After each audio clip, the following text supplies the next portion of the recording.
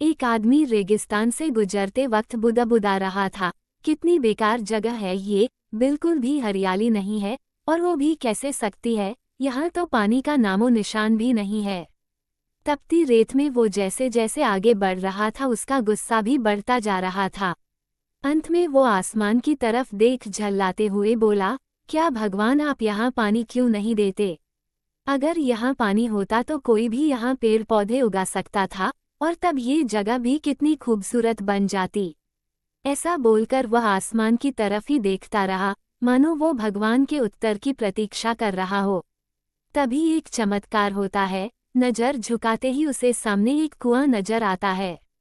वो उस इलाके में बरसों से आ जा रहा था पर आज तक उसे वहां कोई कुआं नहीं दिखा था।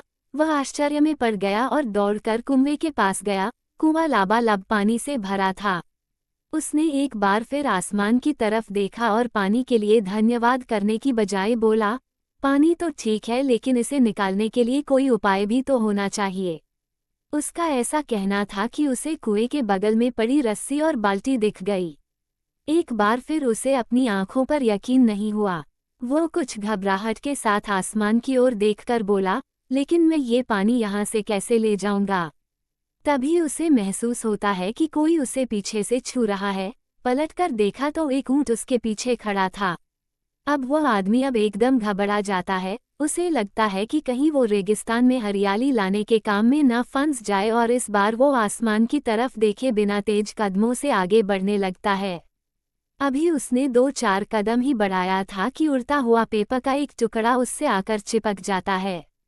उस टुकड़े पर लिखा होता है, मैंने तुम्हें पानी दी, बाल्टी और रस्सी दी, पानी ले जाने का साधन भी दिया। अब तुम्हारे पास वो हर एक वस्तु है जो तुम्हें रेगिस्तान को हरा भरा बनाने के लिए चाहिए थी। अब सब कुछ तुम्हारे हाथ में ही है। आदमी एक क्षण के लिए ठहरा, पर अगले ही पल वह आगे बढ़ गया और रेगिस्तान कभी भी हरा भरा नहीं बन पाया।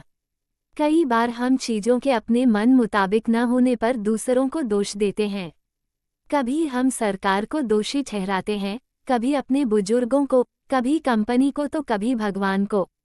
पर इस दोषारोपण के चक्कर में हम इस आवश्यक चीज को अनदेखा कर देते हैं कि एक इंसान होने के नाते हमें वो शक्ति है कि हम अपने सभी सपनों को खुद साकार कर सकते हैं।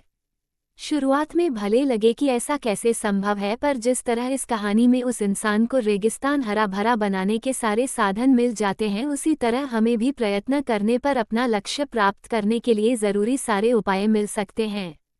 पर समस्या ये है कि ज़्यादातर लोग इन उपायों के होने पर भी उस आदमी की तरह बस शिकायतें करना जानते हैं, अपनी मेहनत से अपनी दुनिया बदलना नहीं। तो चलिए आज इस कहानी से सीख लेते हुए हम शिकायत करना छोड़ें और जिम्मेदारी लेकर अपनी दुनिया बदलना शुरू करें, क्योंकि सचमुच सब कुछ तुम्हारे हाथ में है। राधे राधे।